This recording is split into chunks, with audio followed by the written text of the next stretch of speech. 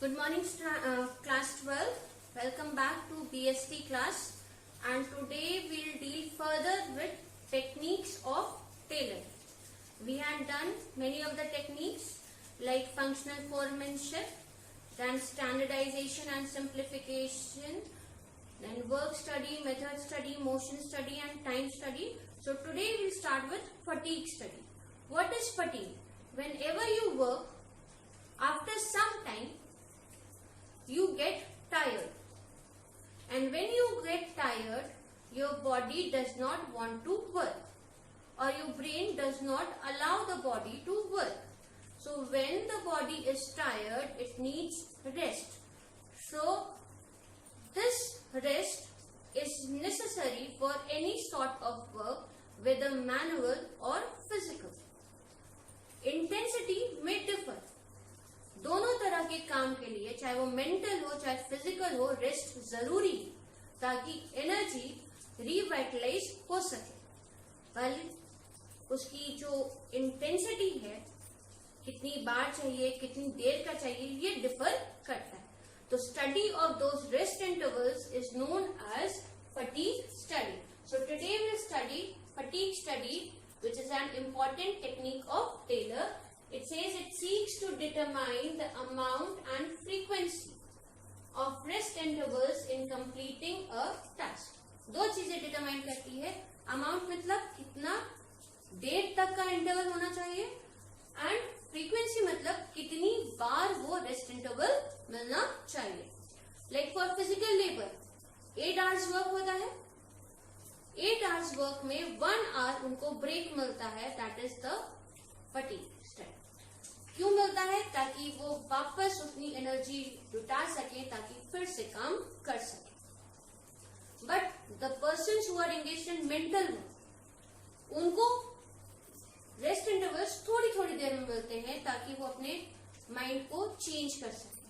अब वो माइंड को चेंज करने के लिए कई ऑफिसेस में, लाइक गूगल में नैप रूम होता है। नैप रूम क्या होता है कि अगर आपको थकान लग रही है, आप वहां जाएं, थोड़ी देर सो जाएं और फिर से फ्रेश होके आके वापस काम कर सके। कई जगह होता है कि गेम जोन्स बने होते हैं, आप काम करते करते बोर हो गए, थकान हो गई, आप जाइए, उठिए, खेलिए 5-10 मिनट के लिए, वापस एनर्जी आ जाएगी, आप वापस आके अपना काम कर सके। So that is fatigue study. ये टेलर का था टेक्निक। अब जो सबसे इंपॉर्टेंट टेक्निक है, जो biggest motivator for a person to work, it is known as differential piece wage system. Differential piece wage system, नाम सही कहता है। डिफरेंशियल मतलब डिफरेंट, यानी एक जैसे वर्कर्स को एक जैसा पेमेंट नहीं देना, डिफरेंसेस करनी है पेमेंट की। वही काम कर रहे हैं बट पेमेंट की डिफरेंसेस करनी है। किसके बेसिस पे करनी है? तो एफिशिएंसी के बेसिस पे। अगर ठीक से काम करता है, टाइमली कंप्लीट करता है, तो उसका वेज रेट अलग हो।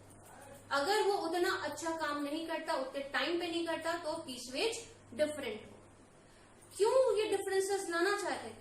ताकि एफिशिएंट को इनएफिशिएंट वर्कर से डिफरेंशिएट किया जा सके, ताकि जो बीच का डिफरेंस है वो उसके लिए मोटिवेशन का काम करे कि नेक्स्ट टाइम वो भी बढ़िया से काम करे। इसको समझाते हैं एक एग्जाम्पल से। सपोज 2 वर्कर्स हैं, ए और बी। स्टैंडर्ड टाइम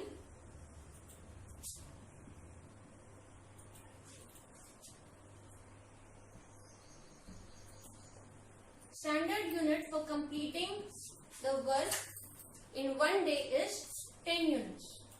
एक दिन में कम से कम 10 यूनिट बनानी है। अब वर्कर ए 11 यूनिट्स बनाता है, वर्कर बी 9 यूनिट्स बनाता है। ठीक, तो यहाँ पे वेज रेट फर्क हो जाएगा। वेज रेट 1 स्टैंडर्ड वर्कर के लिए होगा, सपोज 30 कब? If he is making more than और equal to 10 units. Wage rate 2 क्या हो जाएगा? ₹20 if he is working less than 10 units. 10 unit से ज्यादा बना रहे हैं तो उसका 30 वेज रेट रहेगा, 10 यूनिट से कम बना रहे हैं तो 20 वेज रेट रहेगा। अब दोनों की वेजेस निकालते हैं, ए की और बी की। ए ने यूनिट्स बनाई 11, बी ने यूनिट्स बनाई 9। इसका वेज रेट हो गया एट द रेट ऑफ ₹30, इसका वेज रेट हो गया एट द रेट ऑफ ₹20। इसको वेजेस कितनी मिली? तो 30 इंटू 11 दैट इज 330। इसको कितनी मिली? 180। ये जो डिफरेंस है इन दोनों के बीच का डिफरेंस दैट इज 150। ये मोटिवेशन का काम करेगा किसके लिए? वर्कर बी के लिए, कि अगर वो भी 10 एक और यूनिट बना लेता तो उसको ये डिफरेंस का सामना ना करना। So differential piece wage system Taylor की सबसे इंपॉर्टेंट टेक्निक है। ये बिगेस्ट मोटिवेटर है किसी भी पर्सन को काम कराने के लिए। इसमें उसने कहा कि अच्छे वर्कर को खराब वर्कर के साथ डिफरेंशिएट करेंगे किस बेसिस पे? On the basis of wages. और इसीलिए उसने 2 वेजेस सेट करवाए। ये तो एक एग्जांपल है। सपोज वेज रेट 130 है अगर आप 10 यूनिट से ज्यादा प्रोड्यूस करते हैं, वेज रेट 2 है 20 अगर आप 10 यूनिट से कम प्रोड्यूस करते हैं। तो अगर एक वर्कर ने 11 यूनिट्स बनाए, दूसरे ने 9 यूनिट्स बनाए, तो एक को मिलेगा 330, बी को मिलेगा 180। ये जो डिफरेंस है 150 का, ये मोटिवेशन का काम करेगा किसके लिए? वर्कर बी के। लेकिन एक चीज वो और कहता है जो बहुत इंपॉर्टेंट है। वर्कर का डिफरेंशियल पीस वेज रेट तय करने से पहले एक चीज हमेशा याद रखना चाहिए कि it is based on the efficiency. और एफिशिएंसी क्या? तो वो जॉइंट एफर्ट होता है किसका? वर्कर एंड मैनेजर दोनों का। वर्कर कितना भी काम करना चाहे, अगर मैनेजर ने उससे कोऑपरेट नहीं किया, उसको संसाधन नहीं दिए हों, उसको सारी चीजें रिसोर्सेज नहीं दिया हो, तो वो काम नहीं कर सकता। इसीलिए उसने कहा था वर्कर अगर काम नहीं कर रहा तो कहीं ना कहीं मैनेजमेंट की गलती होती है। इसीलिए it is the joint effort of workers and management. तो this was the last technique of Taylor, very very important. इसके बाद एक और छोटी सी चीज रह जाती है जो आपने प्रिंसिपल्स में पढ़ी थी, याद है? Principle harmony not discord. उसमें आपने पढ़ा था mental revolution, which is again mentioned here. What is mental revolution? So mental revolution is change in the mindset of both workers and management. The workers and management are the wheels of the cycle of any institution. इसीलिए दोनों को balance रखना है। Worker को काम करने के लिए रेडी रहना चाहिए, मैनेजमेंट को उनके सजेशंस और अपने गेन्स को उनके साथ शेयर करने के लिए रेडी होना चाहिए।